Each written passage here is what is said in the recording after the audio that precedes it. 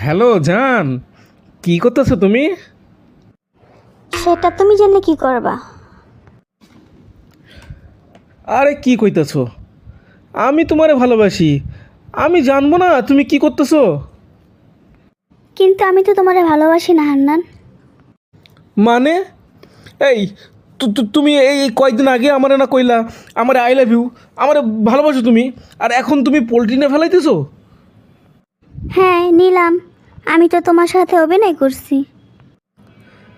আমার কপালে, আমার কপালে কেন এইসব ফালতু মেয়ে জোটে? বারবার সহজ সরল মনে ভালোবাসার আগুন জ্বালিয়ে সেকা দিয়ে যায়। দেখো, তোমার এইসব কথা শোনার সময় নেই আমার, আমি রাখছি।